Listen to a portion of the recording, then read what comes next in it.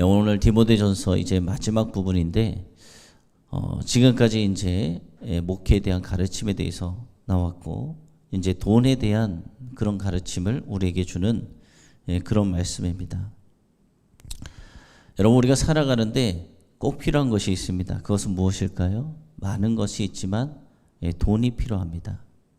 돈이 없으면 살아갈 수가 없어요.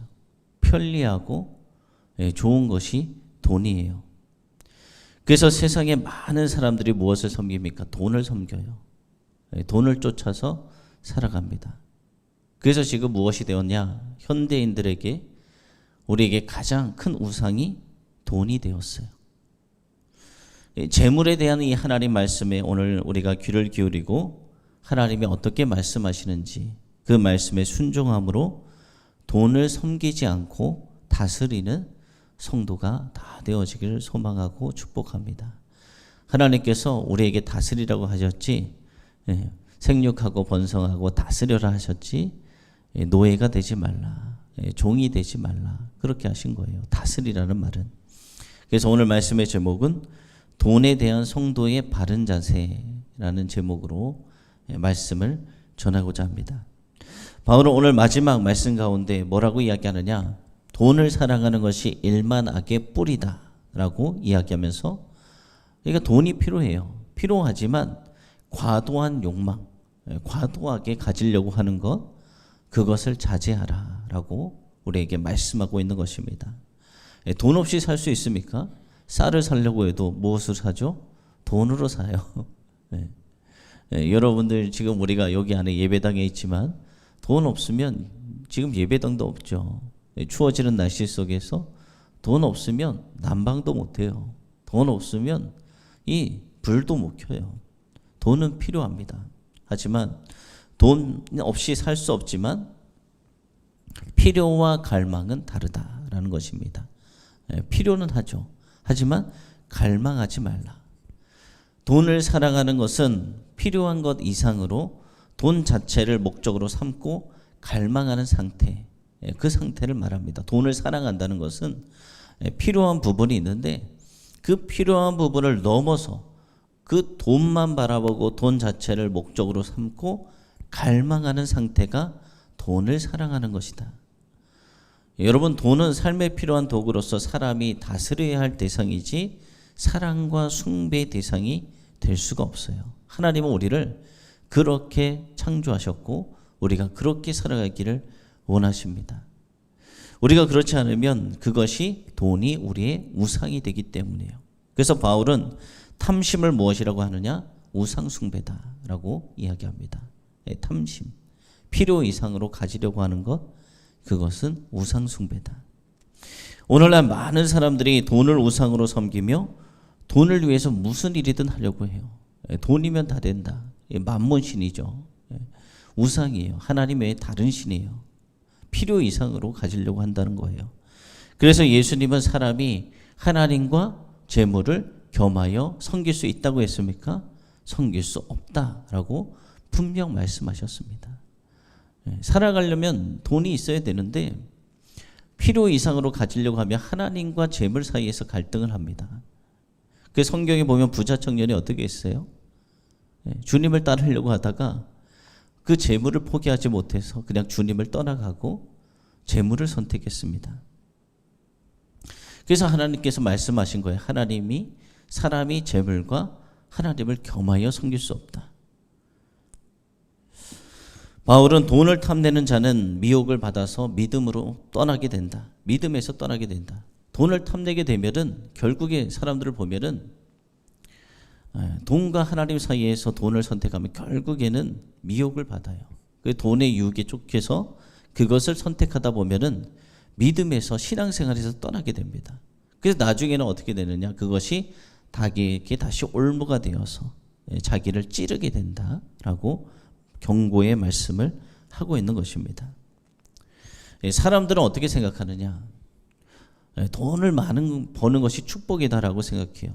그래서 그것이 무조건 좋은 것이다라고 생각해서 부자가 되려고 합니다. 그러나 성경은 어떻게 하려고 합니까? 부하려 하는 자는 결국은 어떻게 되느냐?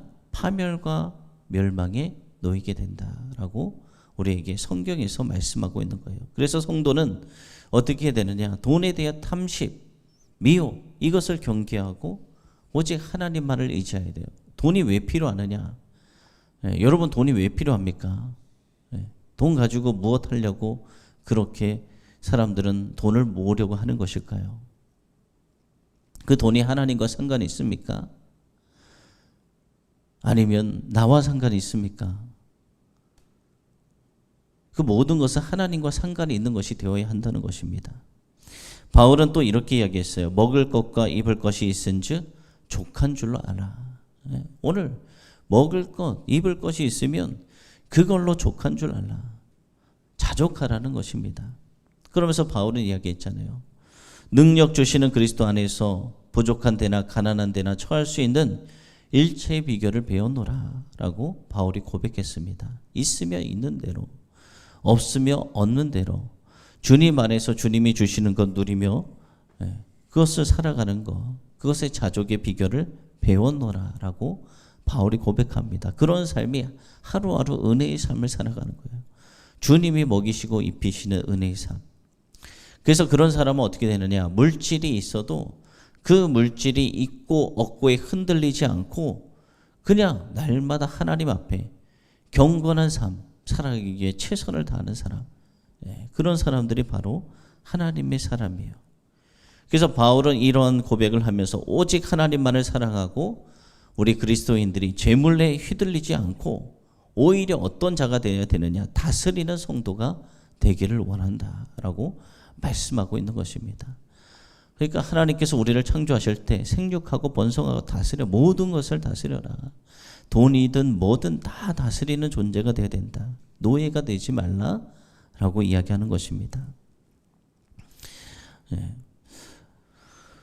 생활을 유지할 수 없을 정도의 가난, 생활을 유지할 수 없을 정도의 가난이 있을 수 있죠. 그것에 대해서는 오늘 바울은 어떻게 이야기했느냐? 교회 공동체가 책임을 나눠야 한다. 우리 교회 공동체 또 우리 교회 공동체는 그래도 하나님의 은혜로 그렇게 가난한 분들은 없는 것 같아요. 그런데 가난한 자가 있다면 그것을 교회 공동체가 나누어야 된다. 성령의 역사가 임했을 때 어떻게 됐습니까? 초대교회 자기의 것을 가지고 와서 사도 앞에 내어놓았어요. 그래서 이것을 가지고 성도들, 가난한 자들, 이웃들 구제하는데 사용했습니다. 그러나 그 이상의 재물에 대한 집착은 버리고 자족하며 하나님 앞에 감사하는 것이 성도의 바른 자세다. 성도는 이렇게 오늘 말씀에 있는 바울처럼 자족하는 삶, 또 주어진 것에 감사하는 삶, 그러므로 물질의 유혹을 우리가 이겨야 되는 거예요. 바울은 도둑질하는 자를 향해서 다시 도둑질하지 말고 가난한 자를 구제할 수 있도록 수고하여 선한 일을 하라라고 교훈하고 있습니다. 다시는 그런 일을 하지 말고 가난한 자를 구제할 수 있도록 수고하고 선한 일을 하라. 이것은 무슨 말이냐? 우리 하나님을 믿는 성도들이 돈에 대한 욕심, 그것을 철저히 경계해라. 욕심은 끝이 없잖아요. 탐심은 욕심이 잉태한 즉 사망을 낳고 죄악을 낳고, 그래서 돈에 대한 경계를 해라는 거예요. 보다 적극적으로 하나님께서 주신 이 돈을 가지고 어디다 사용해야 되느냐? 나를 위해서 사용하는 것이 아니라 이웃 사랑의 도구로 삼아 사탄의 싸움에서 우리가 승리해야 된다. 사탄은 어떻게 합니까? 그 돈을 가지고 쾌락을 위해서 써, 너를 위해서 써, 돈의 노예가 되도록 그렇게 우리를 유혹합니다.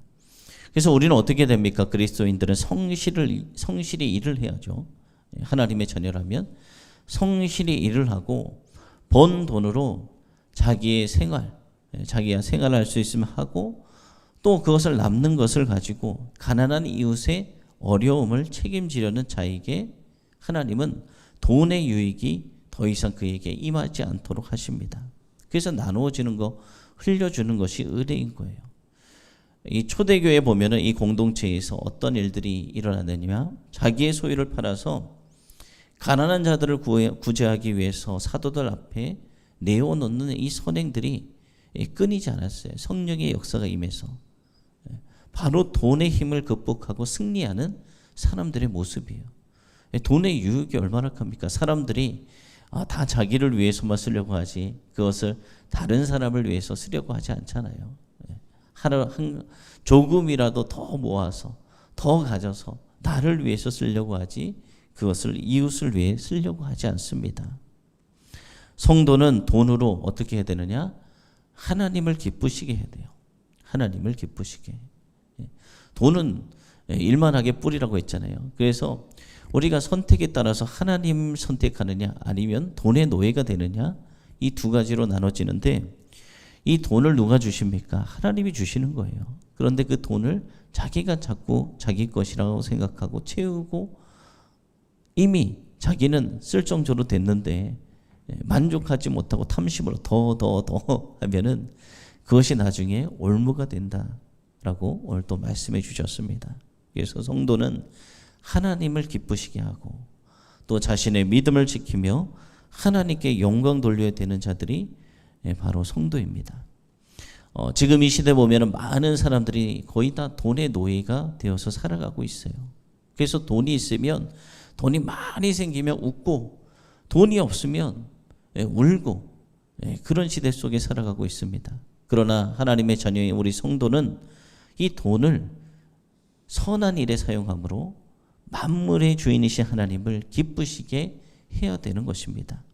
이런 말씀이 있습니다. 보물이 있는 곳에 그 마음도 있다라는 주님의 말씀처럼 성도는 하나님의 나라를 위해 물질을 기꺼이 사용할 줄 아는 자가 하나님의 자녀입니다. 그렇게 우리가 하나님께서 주신 것 그것은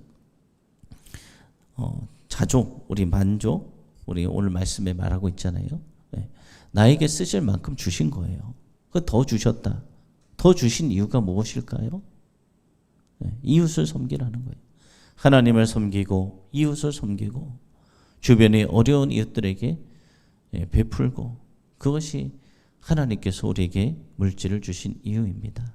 그런데 세상에처럼 사람들처럼 더 물질을 모으려고 물질의 노예가 되어서 물질 없으면 살아갈 수 없다라고 우리는 그렇게 살아가는 자들이 아니라 물질까지도 다스리는 욕심으로부터 그렇게 해방되는 저와 여러분 다 되어지길 소망하고 축복합니다. 기도하겠습니다.